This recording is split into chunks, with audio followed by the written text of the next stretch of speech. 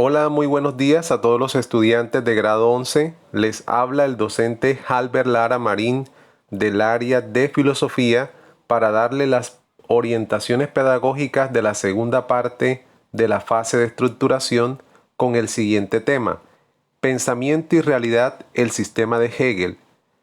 A continuación voy a explicarles el pensamiento de un filósofo alemán llamado Jorge Federico Hegel, que en el siglo XIX construyó una de las filosofías más especulativas y abstractas de la tradición filosófica occidental, partiendo de las consecuencias filosóficas que nos dejó Immanuel Kant. Immanuel Kant, recuerden que nos dejó, por así decirlo, una fractura entre el objeto y el sujeto y la metafísica excluida del conocimiento científico. Ahora bien, Hegel, filósofo alemán, retoma una idea de Parménides de Lea, un presocrático griego, quien dijo que el ser y el pensar eran la misma cosa, había una identidad entre ambas, pero que el ser y el pensar eran estáticos, que el pensamiento o el ser era único, estático, no cambiante. Pero frente a esta idea, Hegel va a considerar que el pensamiento y la realidad son una misma cosa, pero que son cambiantes. Hay una dialéctica entre el pensamiento y la realidad y hay una unidad dialéctica, por decirlo así. Y esta es la gran diferencia con respecto a la tradición filosófica que viene de Parménides.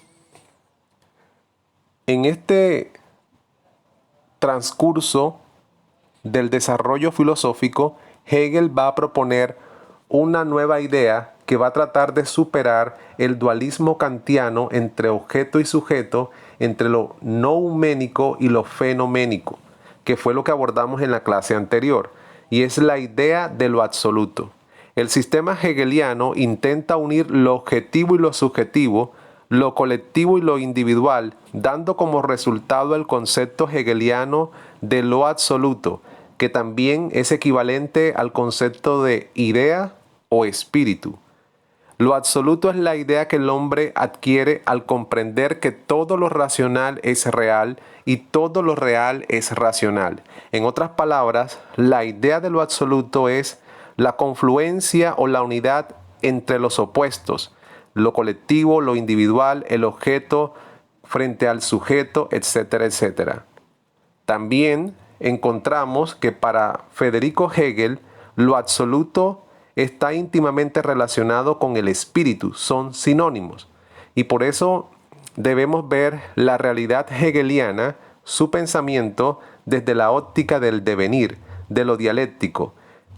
Entre comillas, toda la generación del universo, la historia, es en última instancia el autodevenir de lo absoluto, la entrada del espíritu en sí mismo, la realización de la idea, razón que en el principio rector de la historia no es como algo que la rija desde afuera, como una palanca mágica que empujase la bola de las revoluciones, sino como lo que la historia es en sí misma, el espíritu realizándose, en tanto que lo que tiene que ser existe efectivamente, en tanto que lo que es racional es efectivamente real, y lo que es efectivamente real es racional.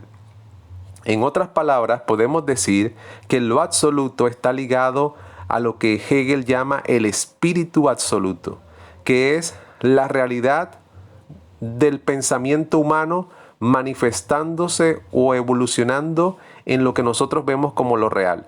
Cuando dice lo que es real, lo que es racional es efectivamente real, se refiere que la racionalidad se ve planteada en lo real cuando nuestro entendimiento impone sus categorías u organiza, planifica, configura lo real bajo los conceptos del entendimiento humano. Y ahora, es efectivamente real, es racional, significa que lo real tendrá cabida en el entendimiento, en el ser humano, cuando su propia razón ha logrado intervenir en ella. Entonces, de allí viene esa frase: todo lo real es racional y todo lo racional es real. La íntima relación entre el sujeto y el objeto en el proceso mismo de la realización de lo absoluto. En este material que tienen en medio físico, también les aparece algo que es muy importante dentro de la tradición filosófica de Hegel, y es su aporte a la argumentación, a la metodología. Y allí vamos a encontrar nada más y nada menos que la dialéctica hegeliana. Recordemos que para Hegel la dialéctica es un método y una argumentación en la que nos permite diferenciar tres momentos esenciales: la tesis, que equivale a una afirmación; la antítesis, que equivale a una negación; y la síntesis, que es la reunión de los momentos anteriores, es decir, la afirmación o la negación. En otras palabras, podemos decir que la metodología y argumentación hegeliana basada en lo dialéctico tiene un importante avance argumentativo, pues considera el error como fundamental.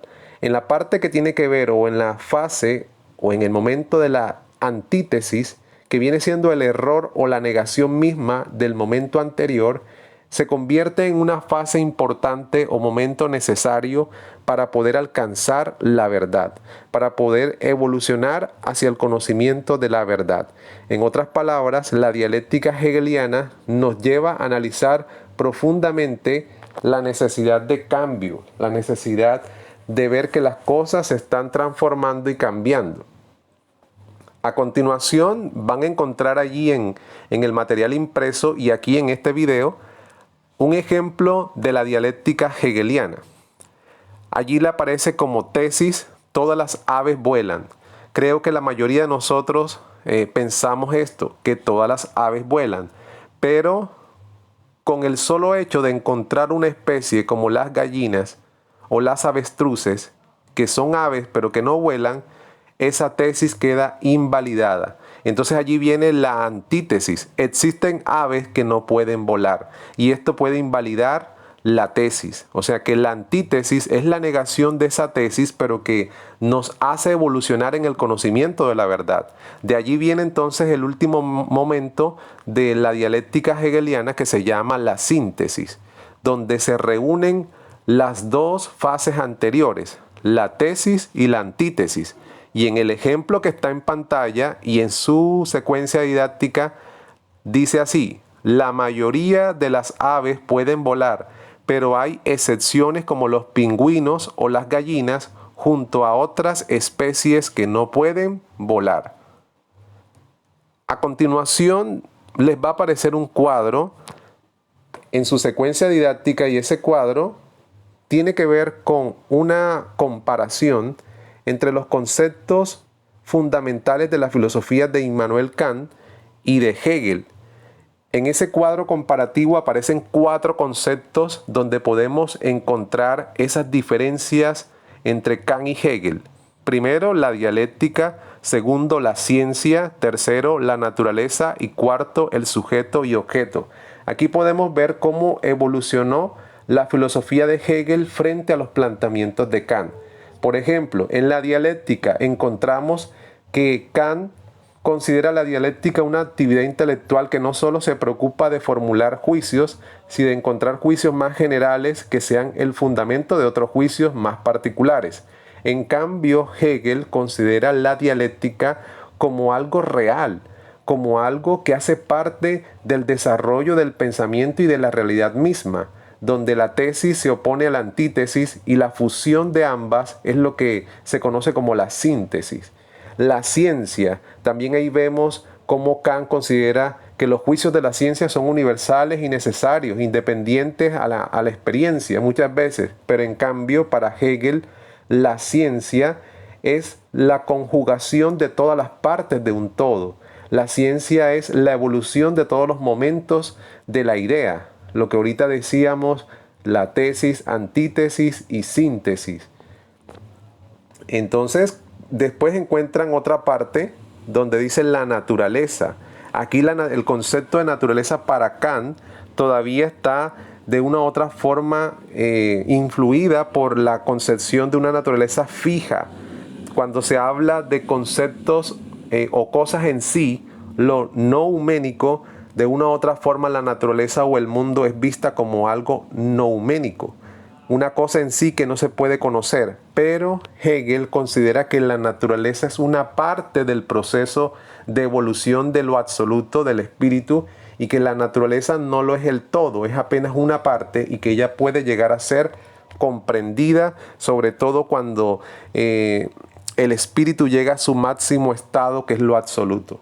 En la relación objeto y sujeto, Kant muestra que hay unos límites del conocimiento y que hay objetos que no pueden ser comprendidos, como por ejemplo Dios, el alma, el mundo, y que hay objetos que sí pueden ser conocidos.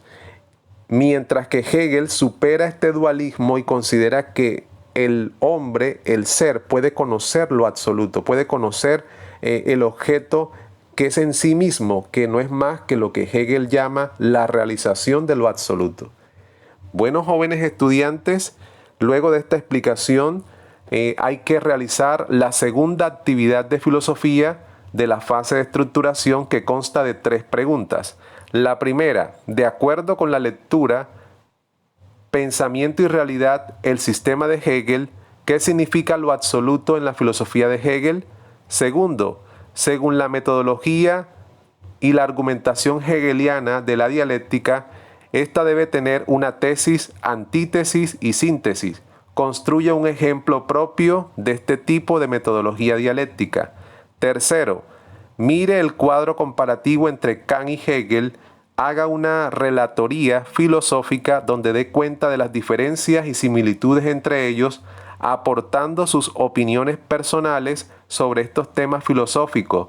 Consulte otros libros, textos y páginas de internet que le hablen del tema. Esta relatoría puedes presentarla en video, en audio, o puedes enviarla en hojas de blog, a través del WhatsApp, a través de Messenger o correo electrónico. Muchas gracias por su atención y espero que este tema haya sido de mucha interés, de mucho aprendizaje para cada uno de ustedes. Que tengan un feliz día.